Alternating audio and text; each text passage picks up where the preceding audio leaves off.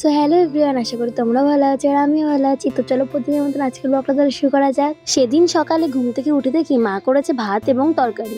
আমার একটু খেতে ইচ্ছা করছিল না, তাই আমি ভাবলাম কি যাই দোকান থেকে একটা পাউরুটি আর একটা ডিম এনে ডিম টোস্ট করি।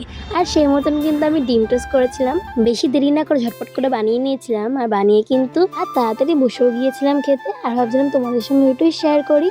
জানলার পাশে বসে বসে খাচ্ছিলাম আর বাইরের দৃশ্যটা দেখছিলাম। বাইরে হালকা হালকা বৃষ্টিও হচ্ছিল, তার জন্য বেশ মজাও লাগছিল। আর এইভাবেই তো আমার কোনো রকমভাবে সকালটা কেটে যায়।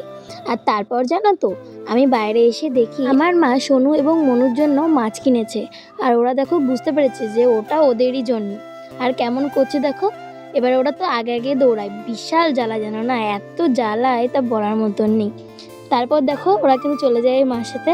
মা যেহেতু মাছ কাটবে সেখানে গিয়ে মাকে ডিস্টার্ব করবে। জানো তো, সোনুটা এত বদ, ও ভাত খায় না, ও শুধু মাছ আর মাংস শুধু শুধু খাবে।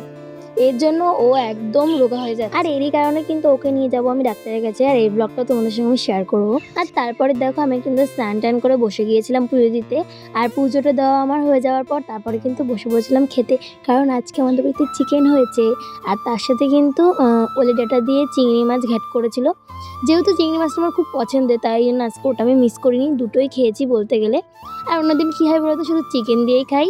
তো এইভাবে আমার দুপুরটাও বেশ ভালোই কাটে। আর হ্যাঁ, আমিও যখন খেয়ে থাকি তোমরা যখন লাইক কমেন্ট শেয়ার আর সাবস্ক্রাইব করো।